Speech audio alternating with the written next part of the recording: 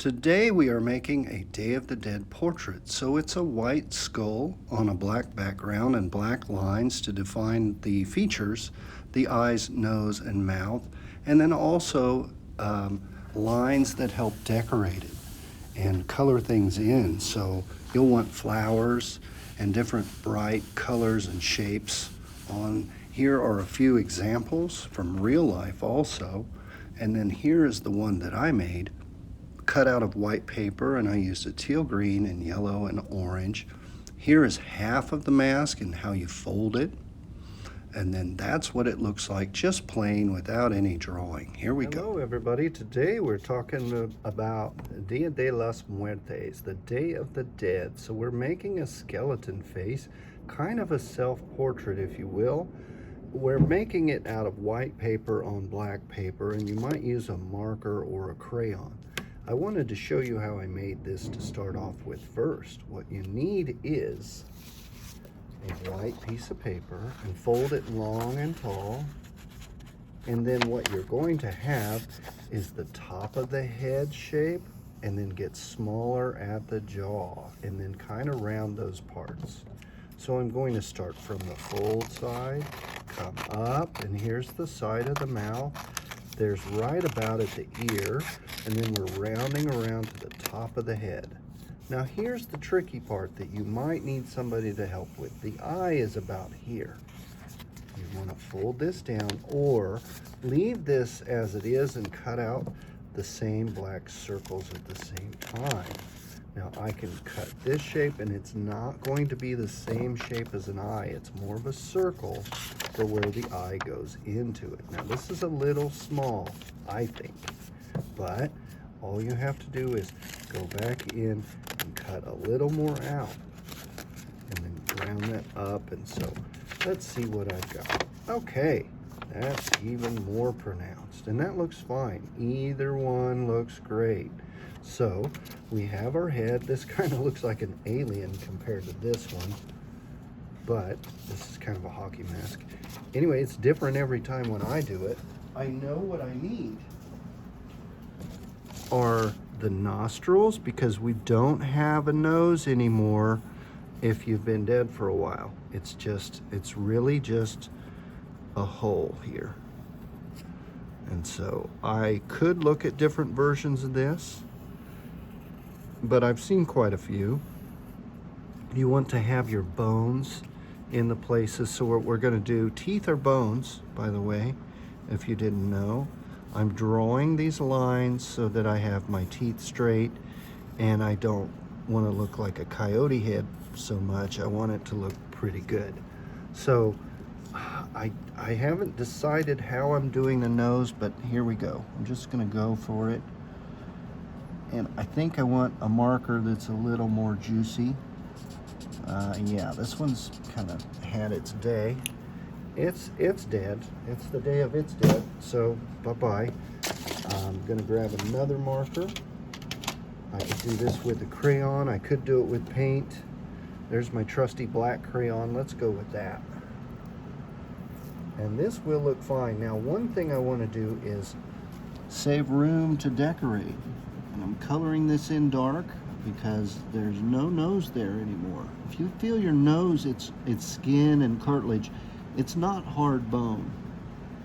So, you know, if a body has been in the ground for a while, it's probably, you're not going to have a nose anymore. That kind of sounds weird, but it's a true fact. If they find mummies, they don't have noses. Those are things that go away.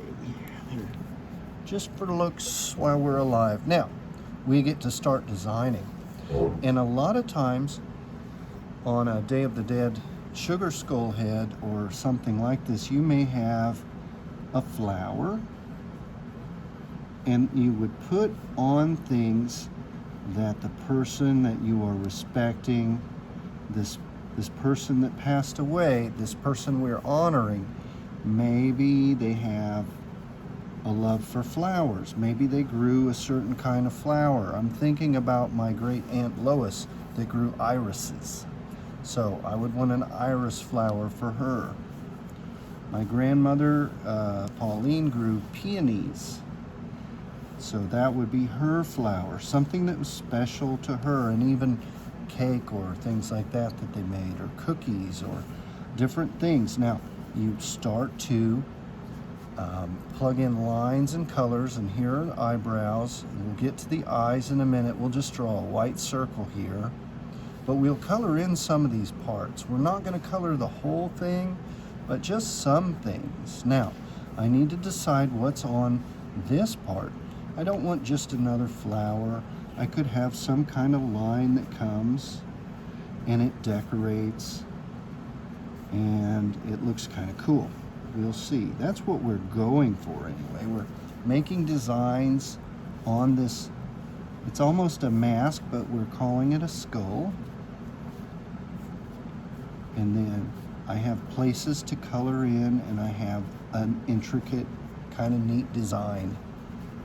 And I'm just making this up as I go. Hopefully you will find something cool that you want to do with yours that's different than mine.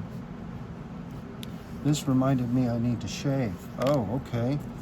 Well, I do want some bright colors in here, so this is a good time to start using these crayons and brighten some of this up. Add a little bit of color. And I wanted a yellow here because it's nice and bright but still light. And I'm having a flower. You might have a diamond or a sun or some other kind of motif or drawing in yours. It depends on who you're talking about and respecting. If you're doing this for you, you decide what goes there, what you want there, because it's your Day of the Dead face or mask.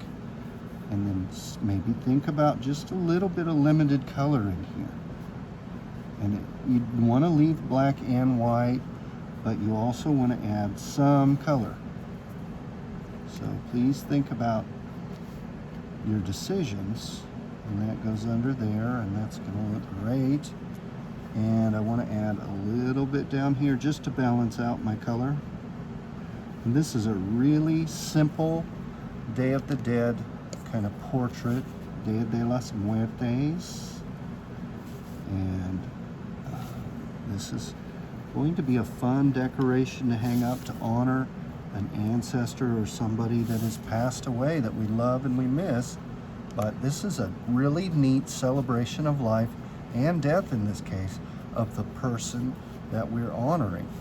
So if I have this pretty well drawn in, and I've seen the face done different ways, all you need to do is draw this circle here, and that looks kind of creepy. Now, if you're a lady and you wanted hair, you could decide how that's going to look.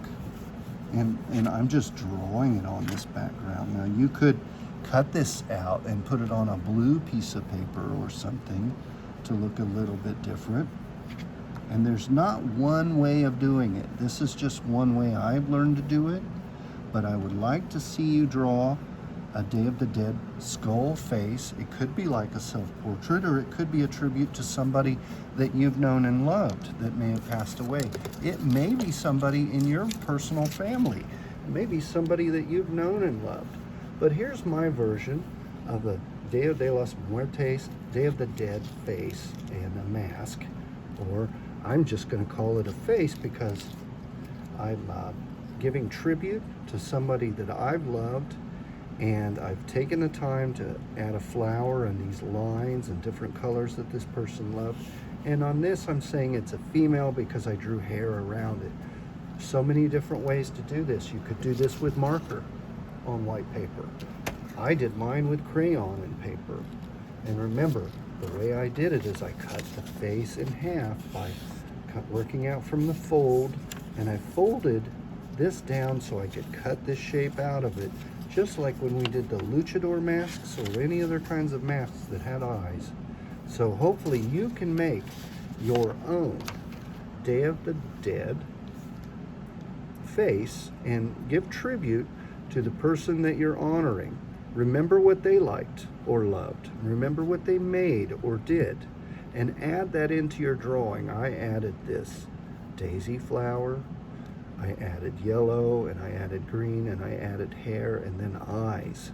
So we have nose, mouth, and eyes on here. We're not worried about ears, but send me your version of the Dia de los Muertes face. So this is a skeleton face, and we're honoring someone that has passed away for the Day of the Dead. Hope you enjoy this project. Thank you.